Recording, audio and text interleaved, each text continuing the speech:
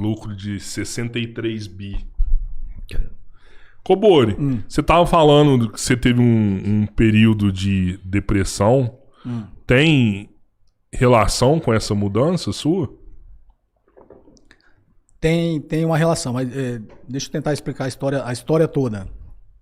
Eu sei que as pessoas ficam com uma certa receio de me perguntar essas coisas, mas eu... Se você quiser falar, não, tá? Depois que fui orientado veementemente pela minha esposa de falar, eu falo hoje tranquilamente. Né? Você tinha vergonha antes de falar? Não tinha vergonha. Você se sente julgado, sabe? E aí deixa eu contar a história toda, né?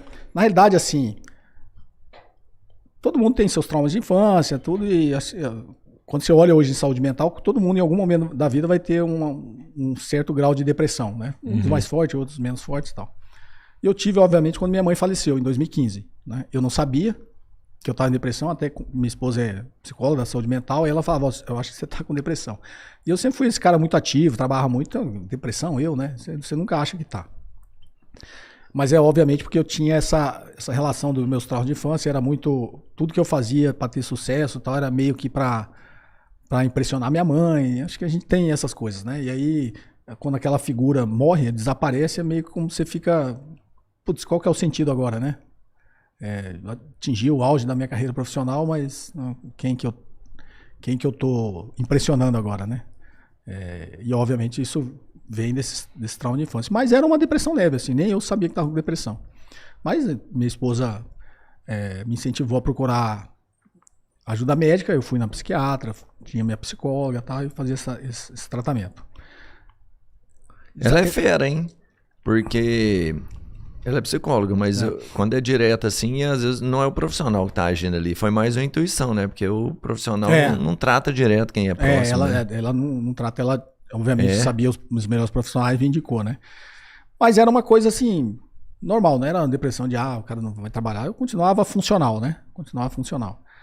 E foi justamente nesse período, 2015, que eu assumi a presidência de uma empresa. Tinha uma empresa que foi, na época eu mexia com fusões e aquisições, ela foi assediada para ser comprada pela CETIP, né? CETIP era o balcão de negócio de títulos privados, que depois fez a fusão com a Bovespa e virou a B3, que é a bolsa. E a CETIP tentou comprar essa empresa e eu ajudei ali num primeiro momento a orientar o dono, que era até do Clube de Golfe de Brasília, né? E aí não deu certo, aí depois uma outra empresa assediou, aí eu já assessorei ele diretamente com a minha empresa de boutique de M&A e acabou não dando certo a negociação, até porque a CETIP saiu para fazer... Estava preocupada ali porque ela tinha comprado uma outra empresa que estava dando algum tipo de ruído, ela não quis e tal. E aí essa empresa gostou do nosso trabalho de assessoria de processo de fusão e aquisições e queria que a gente continuasse assessorando para continuar melhorando a empresa, né? Do ponto de vista profissional. E aí depois ele pediu uma auditoria, fiz uma auditoria na empresa.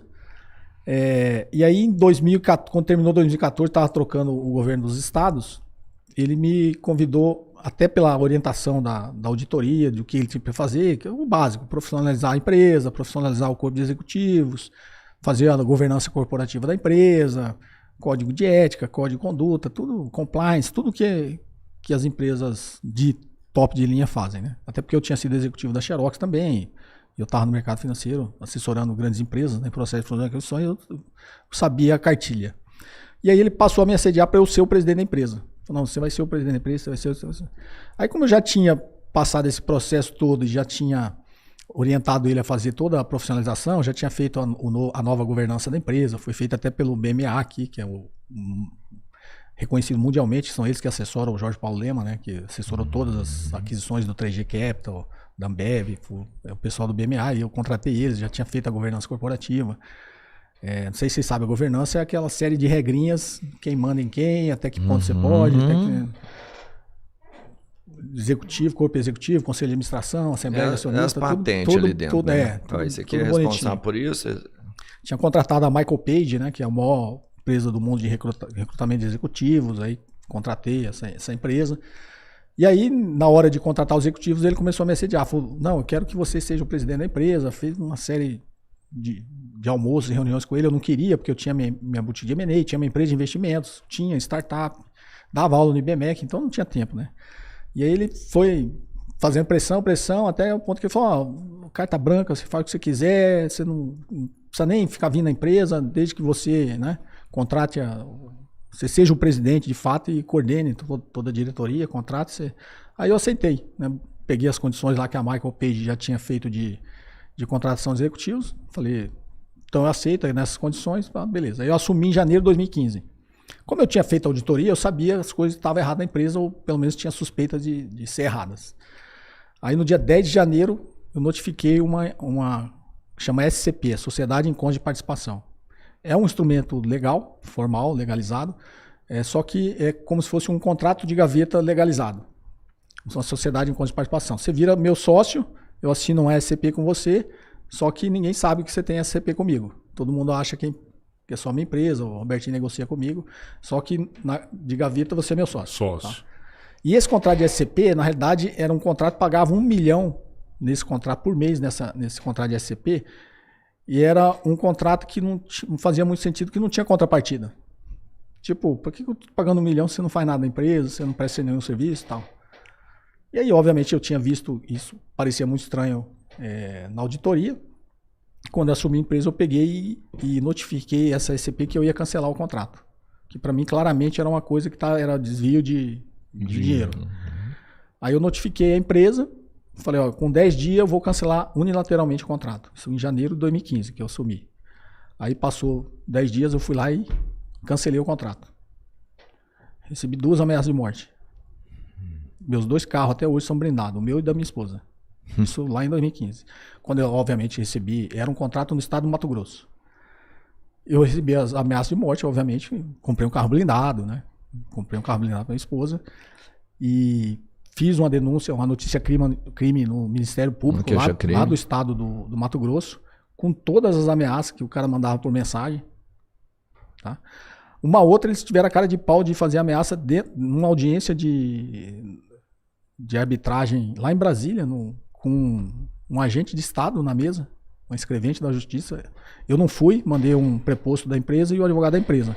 O cara ameaçou, falou que ia me pegar, que ele ia vir lá do Mato Grosso e me pegar em Brasília e tal. Porque era um contrato irregular, né?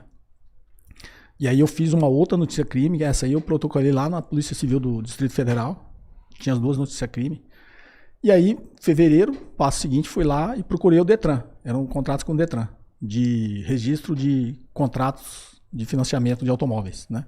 Quando vem aquele gravame no seu documento, esse carro é alienado fiduciariamente ao Banco Itaú, quando se financia, a gente fazia esse serviço, né? De fazer esse registro do contrato de financiamento e botar o gravame no documento do carro. E aí eu fui lá, procurei o Detran. Eles tinham feito, qual que era a conta que eles tinham feito? Eles fizeram a concessão, que não era na minha época, foi, se não me engano, em 2009. Eu nem conhecia a empresa, nada. Eu assumi ela em janeiro de 2015. Né? Eles fizeram a concessão e na concessão pública, 90% era da empresa e 10% era do Estado.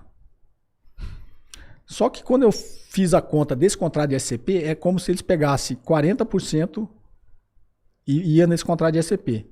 Então a conta ficava 50% com a empresa, 10% ia para o Estado e os outros 40% ia para essa empresa. Eu falei, porra, é propina. Aí o que eu fiz? Procurei o Detran, sentei com o Detran, expliquei, era um governo novo que estava assumindo, expliquei para o presidente do Detran, que era até um delegado de polícia, até me mandou, ele viu a entrevista do Mark Mason, mandou a mensagem para mim, emocionado lá, que ele também, ele não sofreu nenhum tipo de coisa, mas ele sabia do que os caras tinham feito comigo, né? Eu tenho até mensagem que ele mandou na época, me parabenizando. Aí eu procurei ele e falei, ó, tá acontecendo isso, eu quero devolver isso pro Estado. Aí a gente foi lá e fez um termo aditivo em que ficou 50% da empresa e 50% do Estado. Então, você pegar tudo que desse contrato que eu devolvi pro Estado, dava uns 27 milhões. Devolvendo a partir, obviamente, do ano que eu assumi, 2015, até 2018, que foi quando que aconteceu comigo. E aí passou 1 ano e meio, eu perdi vários contratos de estados que eu fui perdendo porque eu não aceitei as propostas. Certo. Né? E eu mantive esse do Mato Grosso. Obviamente agora com faturamento bem menor, tinha perdido muitos, mas eu tinha feito na carta branca lá que eu ia fazer negócio com a iniciativa privada. Né? E eu tinha um projeto bilionário lá que eu peguei esse mesmo software que a gente usava para fazer os registros de contrato eletrônico de financiamento de carro para fazer com imóveis. Né? E aí a Bovespa se interessou. Eu apresentei para para a Caixa Econômica, tinha 70% do mercado de financiamento de imóveis, né? A Caixa adorou, falou que tinha que fazer um acordo com os cartórios, né? Que na realidade era tornar a escritura eletrônica. Para a Caixa era bom que a gente mostrou só funcionando assim, em 30 segundos fazendo um registro do contrato.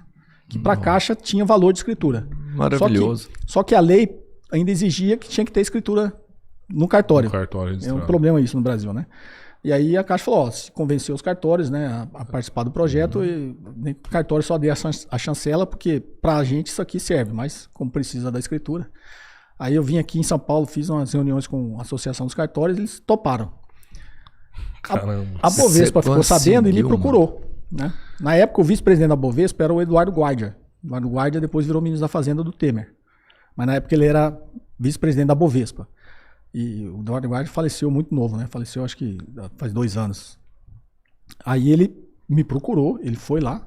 A minha secretária, que até ficava no meu telefone, né? Porque eu não ficava com o telefone, porque eu recebia muito mensagem política, essas coisas. E ela já cortava ali, nem chegava para mim as mensagens. Né? Ela só falava, senador fulano de tal mandou uma mensagem. Né? O que um senador, um deputado quer comigo, né? Aí o Eduardo Guardia mandou, aí ela falou, tem um tal de Eduardo Guardia aqui, disse que é vice-presidente do Bovespa, né? Que tá aqui em Brasília, queria te encontrar. Eu, como sou do mercado financeiro, né? Óbvio que eu sabia quem ele era. Eu falei, não, o cara é o pica lá da Bolsa, né? Pode mandar. Ele era até responsável por esses novos projetos. Aí a gente fez um acordo, assinamos um MOU, né? Que é um memorando de entendimentos. E o negócio ia deslanchar e ia meio que compensar, né? Ia ser um negócio do ano e tal. Mas aí a CETIP entrou num processo de negociação com a Bovespa para fazer a fusão, né? Que virou a B3, que é hoje, né? A B3 é a fusão da CETIP com a Bovespa. E aí esse negócio ficou lá em banho-maria e a pressão política para eu fazer os contratos com outros estados. E o dono da empresa me pressionando para eu atender os caras. Só que eu já tinha, antes de assumir, falado que eu não ia fazer. E ele me pressionava tanto que eu tava ficando meio de saco cheio.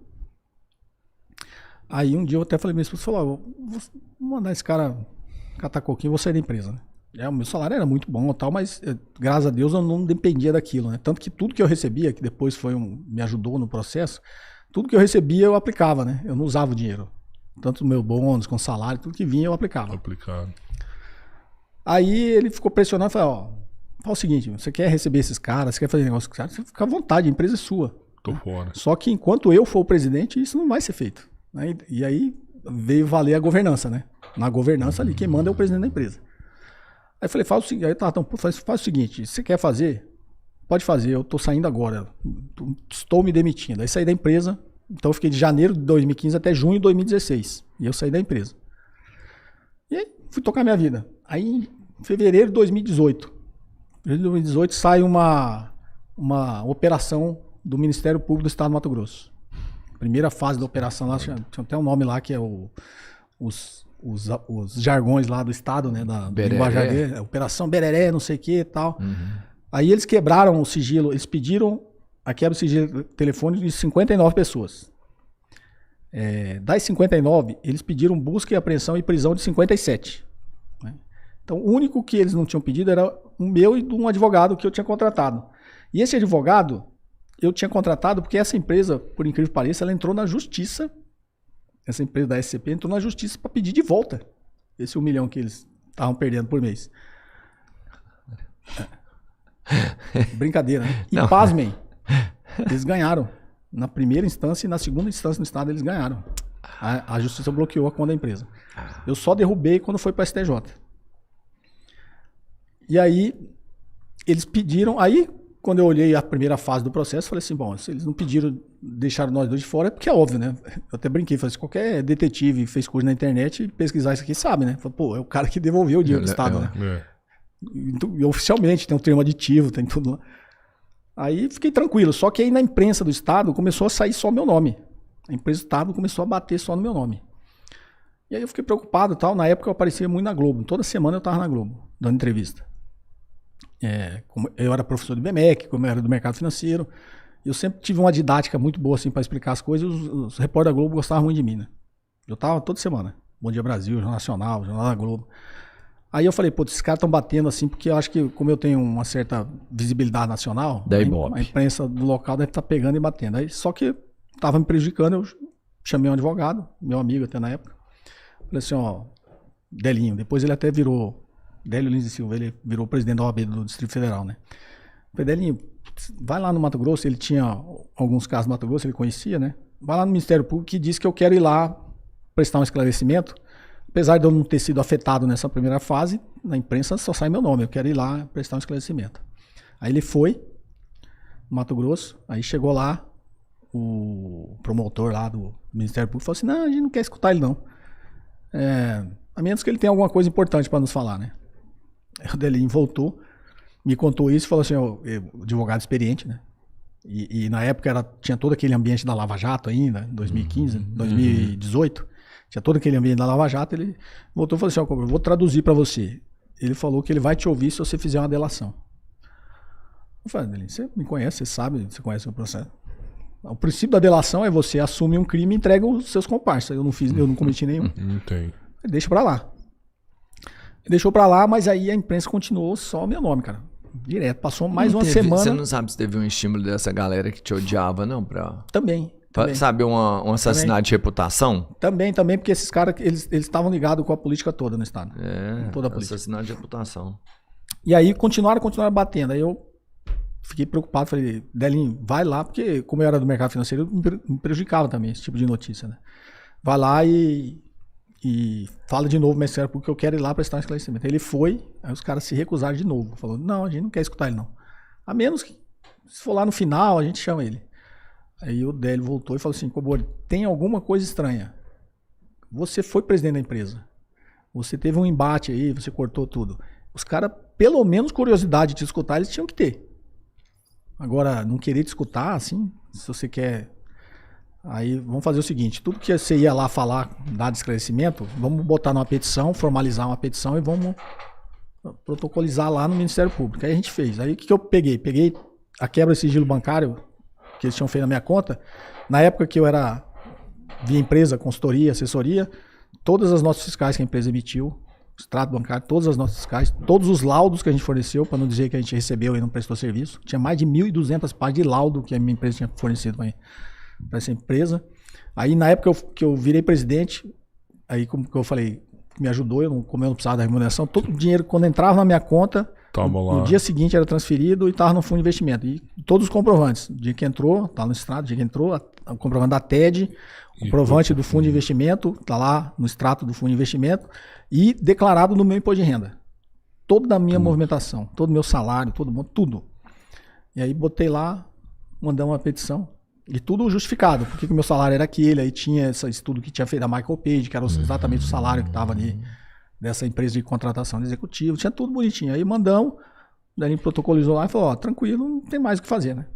Acho que não vai ter problema não, a menos esse negócio da imagem, se for o caso, Aí eu contratei uma agência de comunicação dessas que trata de crise de imagem, fui lá no estado, reuni com a Globo, lá é uma subsidiária, reuni com a Globo, reuni com os principais veículos de imprensa lá do estado. Passei um dia lá reunindo, essa agência tinha marcado com todo mundo.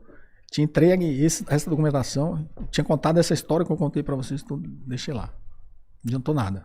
A imprensa continuou batendo. Eu falei, cara, foi tão impressionante que o dia que eu fui lá com a agência de comunicação, aí eu voltei, quando eu cheguei em Brasília, que eu tava junto com esse depois se tornou até meu amigo, trabalha nessa agência de comunicação. Quando eu cheguei, ele já viu um monte de notícia, inclusive da imprensa que a gente foi, né? Ele até ligou, que esses caras têm contato com o repórter, com tudo. Sim. Ele até ligou, falou, o que é isso, tal. Ele falou, não, é que você falou comigo, mas aí minha chefe ficou sabendo que você falou comigo e ficou com ciúme que você não falou com ela, e ela pegou e... Aí, fiquei tentando administrar essa crise de imagem. Aí chegou em maio de 2018. Toca o interfone na minha casa, na parte da manhã. Você leva aquele susto e tal, mas os meus advogados já tinham visto os riscos. Meu advogado falou, você foi presidente da empresa, você tem um risco de tomar uma busca de apreensão. Não se assuste se um dia acontecer isso. E aí, passado o choque inicial, eu lembrei que ele tinha me falado isso, falei, tranquilo, pode entrar aí. Na minha casa aí, aquele constrangimento, entra, tirou minha esposa, tudo. Meus filhos, põe tudo no cantinho da sala, toma o celular de todo mundo e começa a revirar a sua casa. Ué, eu não tô devendo nada. Aí meus advogados chegaram, aí meus advogados até me orientaram, não precisa dar senha de nada, né? Eu, como não devia nada, o cara, qual a senha do celular? Tá aqui. Desbloqueava, dava pra ele. Qual a senha do computador? Desbloqueava, dava pra ele. pode revirar e fuçar o que você quiser aí. Tal. Aí passou ali, depois de umas 2 horas, aí um promotor me chamou lá no fundo de casa, na área de lazer, assim, do lado da churrasqueira, me chamou assim, até meio sem graça, e tirou outro papel do bolso e falou assim, eu tenho um mandado de prisão contra você. Aí, putz, aí foi um choque, eu não esperava. Aí, olhei, fiquei nervoso, meus advogados olharam, falaram, putz, não faz sentido, né, tal. Aí a única informação que estava ali era a tentativa de obstrução de justiça. Aí, aquele constrangimento, passei um tempinho antes de contar, e o advogado foi lá e contou para a esposa, começou a chorar e tal, porque eu estava sendo preso em Brasília e ia ser levado para Cuiabá, né. Nossa. E aí eles, aquele constrangimento todo, me tira de casa, me leva, me põe num avião e me leva para Cuiabá. Aí, todos os perrengues assim que você vê em filme, eu passei, né? Você chegou a sair algemado, esse tipo de coisa? Não teve resistência, não teve nada, teve o bom senso. Em alguns momentos assim, passei constrangimento que tem gente que gosta desse tipo de coisa, né? Lá em Brasília mesmo, tem uma curiosidade. Quando cheguei, a área de trânsito no aeroporto, que quando tá passando assim numa condição com a minha, que você tá preso, você passa por uma área de trânsito lá da Polícia Federal. E eles têm cela lá dentro, né? Nessa área de trânsito. E os dois policiais que estavam me acompanhando, eles eram do estado do Mato Grosso, que eles iam me acompanhar no avião. E eles, assim, nitidamente, eles eram, pra mim, assim, pessoas corretas, sabe? Eu vi até pela forma que me tratavam, tal, ser muito cordiais, né? E depois, obviamente, eu chego à conclusão que eles sabiam que era tudo meio que uma armação, né? Um teatro. Porque eles estavam me tratando muito bem, conversava e tal, e eles não queriam deixar o cara lá no aeroporto. O cara da Polícia Federal foi muito sacana, velho. Ele me viu, ele me pôs na cela. Aí os 2 policiais me acompanhando falaram, não precisa pôr ele na cela, deixa ele com a gente aqui. Tem uma recepçãozinha assim, né? Tipo aqui, assim, uma recepção. Ele fica aqui. Cara, não, aqui tem que ir pra cela. Ele meteu numa cela suja, feia, né? Um cubículozinho assim de 1 metro por 1 metro. E eu fiquei lá. Fiquei a tarde inteira, porque o avião só saiu à noite.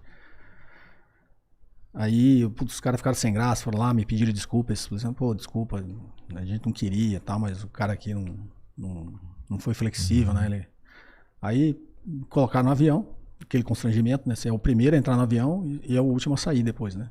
Você fica lá na última fileira, lá, com 2 policiais do seu lado. Eles estavam paisando ou tava? Estava paisando. Aí eu fui. Como era de noite, eu não podia ir pro presídio, né? Eles me levaram pra uma sede da Polinter. Tipo uma delegacia. Que era uma pocilga pior, assim, a cela que tinha lá era uma pocilga, cara. Assim, tanto que eu não dormia, eu fiquei em pé, assim, a cama imunda, assim, o banheiro, nossa, nem cheguei perto do banheiro. Só fui, obviamente, a hora que eu precisava fazer o meu xixi lá, eu tive que ir, mas assim, a hora que eu entrei, assim, quase vomitei a hora que eu entrei no banheiro. Aí fiquei em pé, mosquito pernilongo pra caramba, fiquei em pé lá, passei a noite sem dormir. Aí no dia seguinte me levaram pra... Aí tem tal do exame de corpo de delito, né? Você tem que passar a audiência de custódia e tal. Aquela burocracia toda, aquele constrangimento que na corpo de delito você fica lá com um monte de preso lá, que foi preso no dia. E aí você tem que tirar a roupa, ficar pelado, o cara te revistar, todo um constrangimento possível. Aí saí de lá, me levaram para fazer o depoimento, né?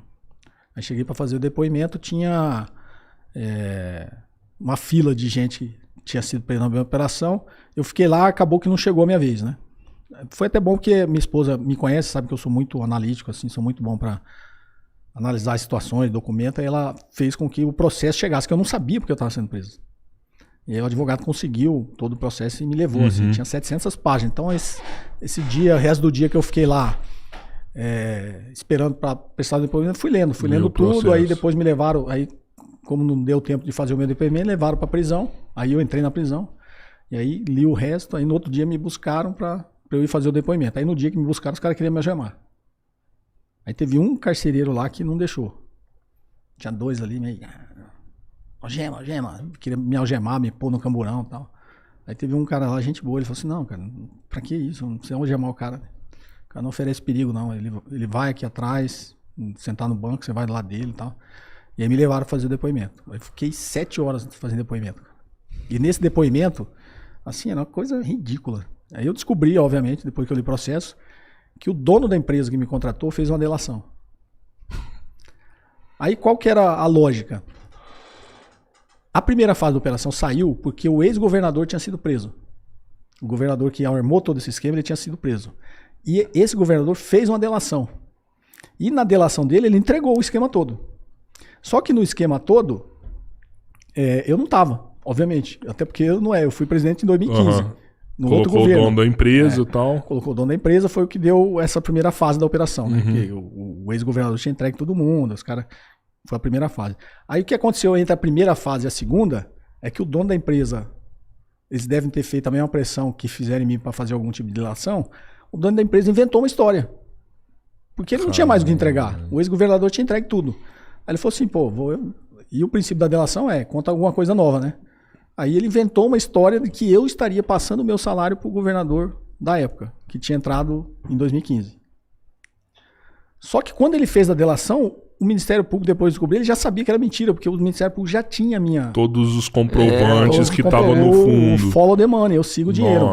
E que na delação dele ele falava que eu passava o meu salário para o governador. Sorte. E aí fiquei lá 7 horas depondo. Sorte de ter feito isso com dinheiro, pô. Senão ia ser uma dor de cabeça a mais. Se eu não tivesse, né? Sim. E é algo que poucas pessoas fariam, né? Porque no final até do meu depoimento, aí veio um promotor lá, um mexito, que os outros assim estavam muito sem graça, sabe? Os delegados que estavam tomando o meu depoimento. Mas teve um lá que era meio... Você passou dinheiro de alguma forma. Eu falei, rapaz, tá todo comprovando, todo o dinheiro que entrou na minha conta, todo o dinheiro que saiu. Se a delação tá dizendo que eu passei o meu salário, tem que provar. Eu tenho a prova aqui que, inclusive, tá lá o dinheiro ainda. Não foi passado pra ninguém, é meu ainda, tá lá.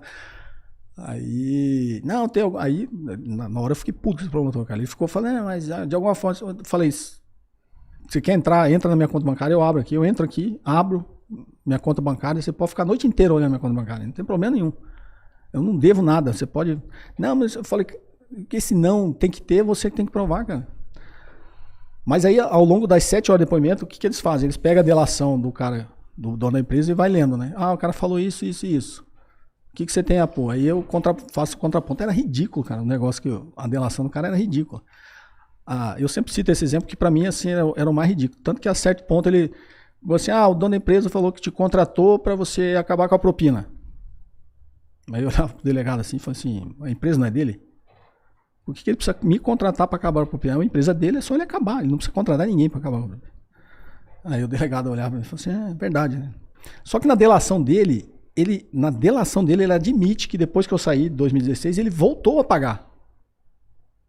Que os caras os mesmos me ameaçaram de morte, começaram a pressionar ele voltou a pagar a propina pros caras. Aí eu falei, engraçado, né? Ele me contratou para acabar com a propina. Ele não precisa, que a empresa é dele, ele acaba. Ele não precisa contratar ninguém para acabar. Aí eu entrei e eu acabei. Vocês têm um termo aditivo que eu não só acabei, que eu devolvi o dinheiro pro Estado. Aí eu saí da empresa, o cara voltou a pagar. Eu tô preso e ele tá solto. Aí o delegado ia ficando sem graça, sabe? Aí no final, assim, o delegado terminou e falou assim, terminou o depoimento, você tem alguma coisa a colocar? Eu falei, tem, 2 coisas muito importantes. Primeira, o motivo da minha prisão. Está aqui, tentativa de obstrução à justiça, eu vi no processo, e aí eu comecei a ler o processo para ele. O que eles pegaram? Quando saiu a primeira fase da operação, eles tinham feito a busca e apreensão no dono da empresa, na empresa e tal. A empresa estava tentando jogar a culpa no cara que era gestor antes de mim.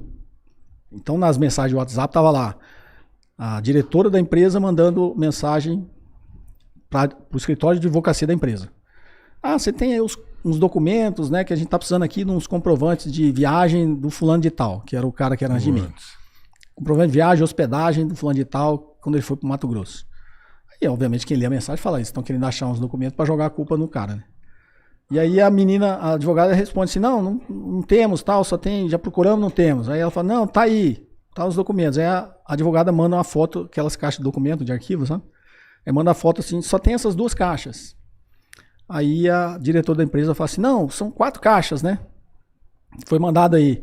Aí a advogada responde na mensagem, tipo assim, não, se tem mais, o doutor Cobori, quando foi presidente, deve ter mandado para outro escritório de advocacia.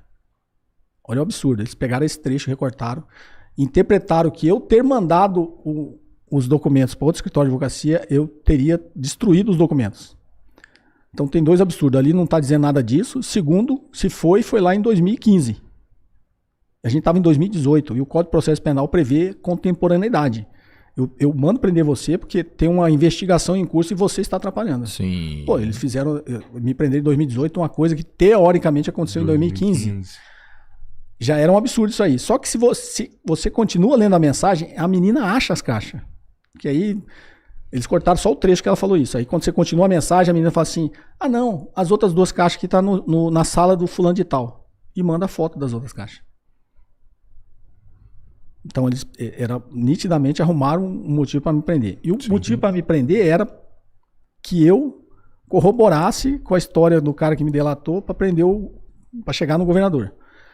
Só que depois que eu fiz todo isso, aí eu mostrei isso aí, o delegado ficou sem graça e tal, eu falei, e o segundo motivo é o seguinte, eu fiz uma petição, tem o caminho todo desse dinheiro, o dia que entrou, o dia que foi pro fundo, o dia que está aplicado, a declaração de imposto de renda, tá na petição que eu protocolei aqui no dia 15 de março, eu lembro a data até hoje. Essa delação aqui que vocês aceitaram do cara é de dia 27 de março. Quando esse cara começou a inventar essa história, vocês já sabiam que era mentira. Tudo aqui. Por que vocês aceitaram isso aqui? E eu falei, e outra, o princípio da delação não é o cara te entregar e dar o caminho da prova. Ele não tem o caminho da prova, porque a prova eu já te mandei antes dele inventar essa história. O delegado ficou sem graça, ele era até um descendente japonês, né? Aí eu comecei a chorar, cara, porque ele falou assim, não, você vai sair por cima. Ele começou a querer me consolar, né? Não, você vai ser esclarecido, você vai dar a volta por cima e tal. Aí eu olhei pra ele assim, o nome dele era Masao. Eu falei assim, Masao, você é Nihonjin. Nihonjin é japonês, né? Você é um Nihonjin, você sabe a importância que tem o nome pra gente. É o nome da minha família, cara. Vocês estão cagando todo o nome da minha família. Aí ele ficou sem graça, me abraçou e tal, me levou pra saída assim. Aí ele até falou, aí depois disso tudo, né? Me desejou sorte. Eu falei, vamos me soltar, né? Os meus advogados já tinham falado, provavelmente você fica 1, 2 dias, né? Os caras pegam seu depoimento, depois vocês vão me soltar. Fiquei 80 dias preso. Nossa. E o recado quase todo dia era, se não delatar, vai morrer na prisão. Se não delatar, vai morrer. Chegava o recado de todas as formas, né? O advogado de outro preso vinha e falava. Um preso que saía para dar o depoimento e voltava e falava, o promotor fulano de tal me pegou no corredor, perguntou de você, né? Perguntou se você estava abalado, que ele é uma pressão psicológica, né? Ele falou assim, o cara quer saber se você estava bem e tal, aí os presos depois viraram meus amigos, né? Eles falaram assim, não, o cara tá bem pra caralho. É porque o preso sabe quem é fudido lá e quem não é, né? Ali dentro eles têm... Os caras sabem tudo. Foda, viu, cara? E foi armação, aí, né? assim, minha vida virou de cabeça pra baixo, né? Nossa. Na noite, se eu fosse falar assim, eu tava no auge da minha carreira profissional. Eu era professor de finanças do BMEC há 10 anos. Eu dava entrevista na Globo todo dia, toda semana. Quando eu não aparecia na TV, os repórteres sempre me procuravam para entender, né? Acontecia alguma coisa, igual fazer uma análise. Eu ia lá e explicava para eles o que estava acontecendo. Quando não dava para eu gravar, eles usavam o que eu falava na reportagem.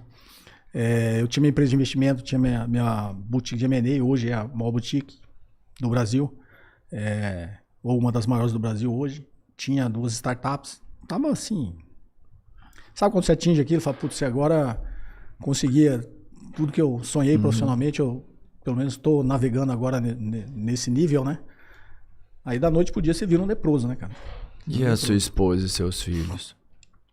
Cara, assim, o que eu falo, é nessa hora que você descobre realmente quem é seu amigo, quem tá do seu lado, a família, tudo.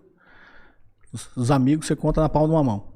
Você achava que tinha um monte de amigos, conta na palma de uma mão. Os amigos realmente que, independente de saber se é culpado ou não, estão do seu lado. E a minha decepção é, aqueles me abandonaram, sabia que era uma armação, sabia que estava errado. Os primeiros que eu achava... Os primeiros que eu achava, o que eu acho um absurdo até hoje, é um sócio da minha empresa. A empresa que a gente assessorou, esses sócios, eles sabiam, até porque quando saiu a primeira fase, para proteger a empresa, blindar a imagem da empresa, eu saí da empresa no contrato social. Quando saiu essa primeira fase, eles começaram a sair da imprensa, eu saí até para blindar a empresa. No mercado financeiro não pode passar por essa crise de imagem, né? Eu saí.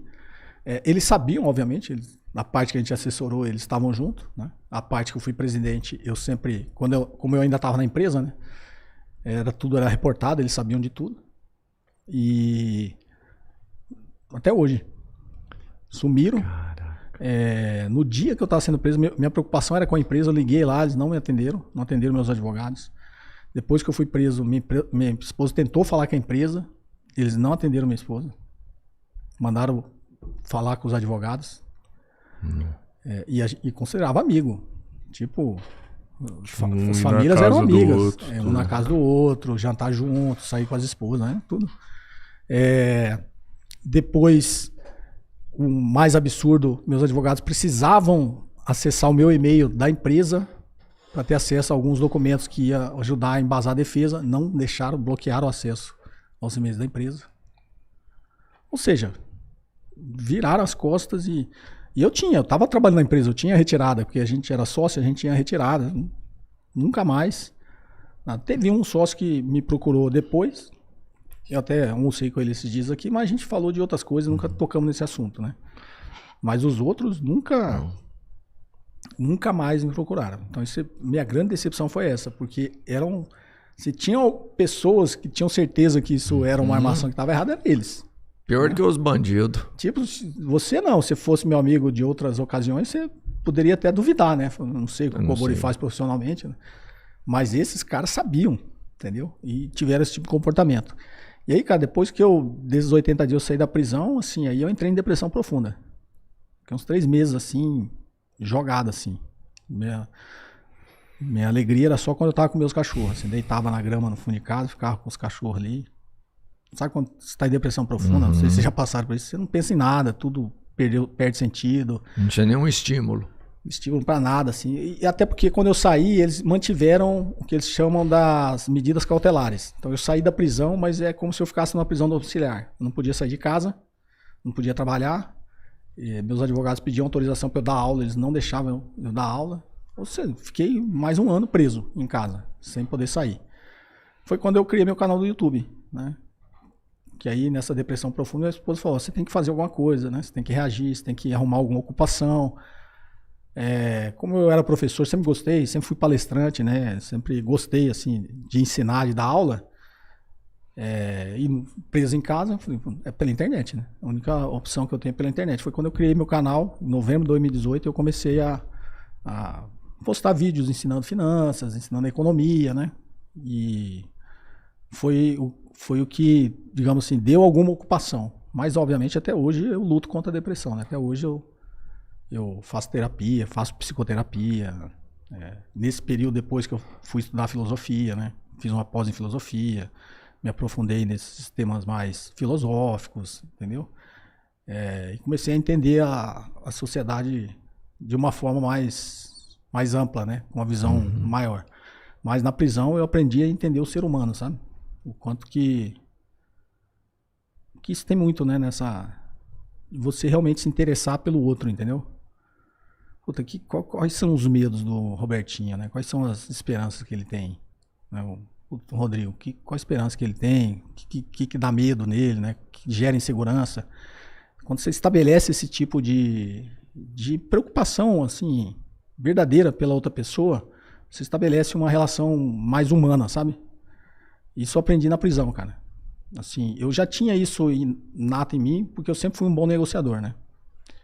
Sempre fui, assim, como executivo da Xerox, eu ganhei vários prêmios, assim, o melhor vendedor, a melhor filial, né? Várias vezes no Brasil todo. E na boutique de M&A, eu até entrei na empresa para fazer esse papel, né? De negociar, destravar a negociação. Então, eu sempre tive isso um pouco nato para mim, de entender o outro, né? E no processo de negociação, isso é importante. Na negociação boa, do ganha-ganha, né? O que é bom pro Robertinho? O que é bom para mim? Vamos chegar num acordo aqui, a gente fecha um negócio, né? Então isso meio foi inato. Mas na prisão era uma questão de sobrevivência. Mas veio naturalmente, não era uma coisa falsa, entendeu? Era uma coisa de, sei lá, o Robertinho foi preso por assassinato. Lembra do lobo bom e do lobo mau? Eu não tinha esse negócio, eu queria saber o que tinha de bom no Robertinho. Porque assim, sei lá, no olhar das pessoas, você nota que essa pessoa não é 100% má. Sei lá, tinha lá um cara que não devia estar lá, ele devia estar no hospital psiquiátrico. Era um menino novo, 23 anos, que tinha tido um surto psicótico e tinha matado a namorada. Era um crime famosíssimo na cidade. E o cara, assim, todo mundo na prisão morria de medo, cara. Era um menino de 23 anos que tinha o seu tamanho. Assim, ele dava medo. A gente até chamava ele de Luizinho. E todo mundo tinha medo, né? E eu entrei assim, eu estabeleci porque ele não me parecia uma pessoa má, entendeu? Assim, a essência do cara não era ruim. E eu meio que não ficava martelando esse negócio, pô, o cara é um assassino, o cara, né? Eu ficava olhando pro né? Que esse cara tem de bom, que ele tem de medo, o que incomoda ele, entendeu? E uma coisa que me incomodava muito é que as pessoas isolavam ele, não deixavam ele comer, cara. Caramba. Ele só comia depois que todo mundo comia, se sobrasse, né? E ele ficava isolado, assim, aquilo me mexia muito comigo, assim. Tipo, a gente tá todo mundo aqui, tal, e ele tá no cantinho da cela ali, ninguém falava com ele. Aí sobrou um restinho aqui, pode vir comer, tá? E aquilo, assim, realmente gerava uma compaixão, né, por ele, assim. E aí, unido com esse negócio do medo, né? Todo mundo tinha medo dele. Aí, você é o líder. O líder também era um cara grande, né? Você é o líder da cela e você que estabeleceu essas regras. E aí, era como se eu chegasse aqui e falasse, pô, Rodrigo, você acha que é uma boa, né? A gente isolar o Robertinho assim e tal. Deixa o cara comer com a gente e tal. Até porque a gente isolar não é a melhor estratégia, né? O cara pode ficar puto e na noite ele acorda e mata um aqui. Não sei se é uma boa estratégia a gente fazer isso aí. Que tal a gente incluir ele aqui? Não é uma pessoa de toda a massa, você sabe disso. Vamos conviver bem e tal. Aí ele topou, entendeu? O Rodrigo falou, pô, acho que você tem razão, Cobori, vamos fazer, você acha mesmo e tal. Então eles eu passei a meio que influenciar o ambiente, assim, eles viam muita sinceridade, assim, na minha forma de querer melhorar o ambiente dentro da cela, entendeu? E aí eu fui fazendo amizade, assim, todos eles me respeitavam, né? Você era o conselheiro da cela ali, né? O anjo do bem. Cara, uma coisa, quando eu entrei, eu notei e eu sabia que uma estratégia era que o medo do líder é alguém tomar a liderança dele, principalmente dentro da prisão. Verdade. Né? O líder quer ser o líder e não quer. E o líder tem uma neura, eu notei, né? Tem uma neura de todo mundo tá perseguindo ele. Todo mundo quer tomar o lugar dele. Então, quando eu entrei, eu falei assim, a primeira coisa que ele tem que ter certeza é que eu não quero o lugar dele. Foi a primeira certeza que eu tive. E eu senti que ele, no início, ele pode ter se sentido ameaçado, porque obviamente, eu tinha uma capacidade intelectual maior do que todo mundo. E isso gera uma certa insegurança. E de comunicação, um certo ciúme e tal. E a primeira coisa que eu fiz é passar pra ele essa certeza que eu não queria o lugar dele. Quando você entra lá na cela, eles te falam, o líder da cela é esse. Quem me recebeu foi o líder. O próprio carcereiro chama o líder. Ah, tá. Ele chama e fala, olha, tá chegando um cara novo aqui. Rodrigão, vem cá, tal. Aí chegou, o líder tinha 2 metros também, ele chegou, aí me entrega, o cara me levou pro cantinho e ficou 2 horas lá. Te falar a lei da cela. A regra aqui, a lei aqui é essa, tá? Eu tenho um amigo meu que numa sexta-feira ele tava bebendo e aí ele saiu do controle e acabou fazendo umas merda lá na cidade e a polícia pegou e levou ele preso, né? E por ser final de semana e hoje não pode ficar mais na delegacia, até por segurança mesmo, pegaram e mandaram ele pro presídio, né? E até consegui a autorização do juiz que fica de plantão pra liberar ele, né? Ele saiu só na segunda-feira. Segunda de manhã. E eu lembro que a gente foi buscar ele lá, cara. E isso nunca tinha acontecido com ele. Ele nunca imaginou que isso aconteceria, né? Cara, assim, eu olhava pra esse amigo meu assim, eu via, tipo, tristeza nele, assim, e o quanto ele faz pra isso nunca mais acontecer na vida dele. Quando eu era pequeno também, eu tinha um vizinho que era muito meu amigo, e eram 3 japoneses, e eu via a relação dele com os pais também. Eu sei o quanto a honra, o quanto o nome é importante pra eles. Pô, velho, sinto muito, assim mesmo. E aí, assim, fisicamente, assim, eu considero, assim, que o que me afetou é a parte de destruir realmente a sua vida, sabe? Obviamente, todas as estratégias fez com que eu tivesse uma convivência boa o período que eu fiquei preso, né? Eu costumo brincar, o meu problema não estava ali na prisão, o meu problema estava do lado de fora, entendeu? E o Robertinho perguntou, a família é tudo, né, cara? Minha esposa ia me visitar. Assim, no início, eles arrumavam vários artifícios para não deixar minha esposa me visitar. precisa de uma carteirinha, tem que ir um órgão tal. Aí, o órgão tal tá de greve. Só semana que vem. Então ficou assim, eu fiquei quase um mês sem receber visita, né? Mas depois minha esposa ia 2 vezes por semana, né? Que podia visitar 2 vezes por semana. E ela era o meu porto seguro ali da estratégia. Toda estratégia jurídica eu tracei junto com ela, né? Meus 2 filhos foram me visitar, né? Eu tenho 5 filhos. A minha filha, mulher, eu não quis que fosse, né? Porque o ambiente numa prisão é extremamente hostil, principalmente para a mulher, né? Tem que passar por revista, aquele troço constrangedor, eu não quis. Minha esposa acabou passando por isso, né? Porque ela quis estar ali do meu lado e pelo qual, assim, obviamente, foi o que me segurou bastante, né? Você precisa ter algum tipo de contato com o mundo externo. Que tem o que eles chamam de institucionalização, né? Se você não tem muito contato com o mundo externo, seu mundo acaba ficando reduzido assim e você acaba ficando com um monte de neura, né? Não que você saia e não tenha, né? Você acaba sempre tendo. E os meus filhos iam me visitar, teve só um amigo meu que foi lá, né? Pelo qual eu agradeço até num outro podcast por você, uma gratidão que eu tenho. A gratidão que eu tenho são, né, pela minha família e pelos amigos que ficaram do meu lado, né? Por isso, obviamente, que ia me visitar, mas por aqueles que ficavam em contato com a minha esposa dando apoio, né? Para tudo que precisasse e tal. Então, nessas horas você descobre isso, mas depois que você sai, cara, sua vida virou de cabeça para baixo, assim, do nada você tá lá no topo, agora você tá na lama, assim, sabe? Ninguém me atendia mais, até para depois que eu tinha um canal, né, minha preocupação ainda, a pessoa procura no Google, acha e assim, os haters, comentários, E foi uma decisão difícil ter um canal, né? Porque essa agência de comunicação que o cara virou meu amigo, a gente veio, depois que eu saí, a gente fez uma reunião do que, como que a gente desaparecesse, né? Com esse histórico aí e tal. E aí, na realidade, a internet ia impulsionar isso, né? Ele falou, a partir do momento que você ficar público na internet, as pessoas procuram, ele começa a ter relevância, né? As pessoas pesquisam e ele começa a ter muita relevância. E aí foi uma decisão difícil. Eu falei, não, vou em frente, né? Vou encarar. Mas eu passei todo esse período recluso na minha. Vou fazer o que eu gosto, vou dar aula, vou ensinar, né? E nunca tive essas, como eu tô aqui hoje, em coisas públicas assim, né? E minha esposa que sempre me incentivou, sabe? Então, assim, muitas coisas... Depois eu comecei a conseguir fazer alguns negócios, mas a grande maioria caía. Meu canal, assim, quando meu canal tinha 10 mil inscritos, cara, meu conteúdo era técnico, era tão bom que eu já era muito procurado, né?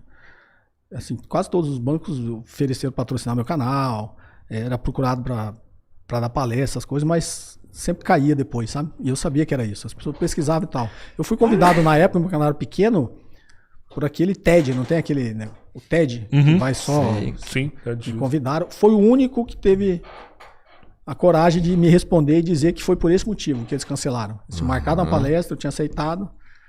Aí uma semana depois, foi o único que me respondeu e falou assim, não, a gente pesquisou aqui e tal, o seu nome, você está envolvido, não vai rolar, vamos cancelar.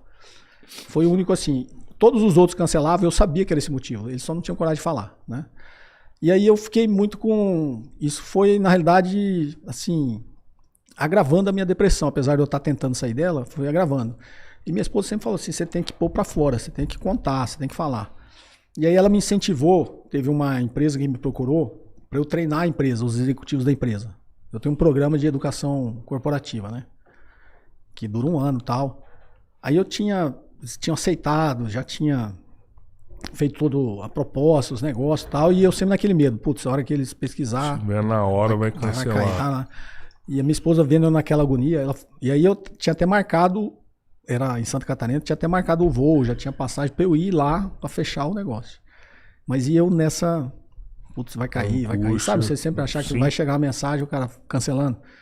Aí minha esposa chegou e falou, faz o seguinte, escreve um artigo, escreve um texto, contando a sua história, e antes de você embarcar, você manda pra ele.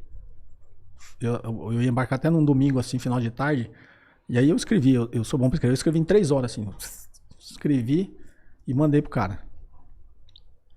E aquilo meio que foi um alívio, sabe? É um artigo que até hoje tem no meu site, chama Os Bandidos da Lei e a Lei dos Bandidos. Os bandidos da lei, obviamente, os agentes do Estado que armou todo esse circo, e a lei dos bandidos, que é a lei da delação que permitiu que isso acontecesse. Foi mal utilizada, né, nesse sentido. Tem até hoje no meu site, lá quando eu entro no perfil, é esse artigo que tem. Aí eu mandei, o cara leu e me retornou. Falei assim, não, Comori, a gente ficou aqui sensibilizado, você passou por uma injustiça, a gente continua confiando em você, você é um cara profissionalmente muito qualificado, a gente quer você aqui e tal. E aí foi em frente. Aí, a partir disso aí, meio que eu perdi esse medo, mas nunca fui a público contar essa história, só tava nesse artigo no meu site. Tá? E a minha esposa continuou me incentivando, foi quando o pessoal do Estúdios Flow, o Critiquei, me convidou para ir no Critiquei. E aí minha esposa falou, não, vai e conta essa história lá ao vivo, né? Foi quando eu fui e contei.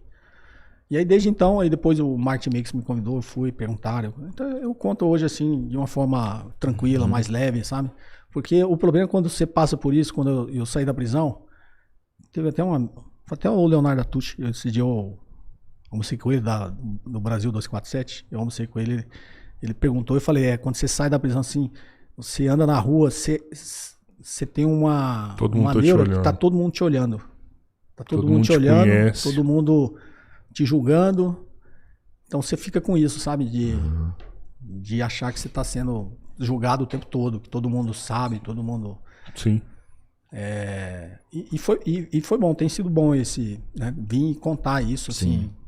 Minha esposa falou, você precisa contar, porque se você não contar, fica a versão que tá lá, né? Nos caras que sacanearam e tudo. Fica essa versão que...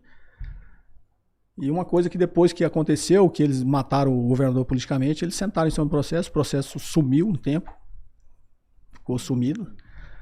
Depois pegaram o processo, fizeram um processo, uma ação civil de improbidade administrativa. Esse aí eu mesmo fiz a minha defesa, só pedi para um advogado assinar.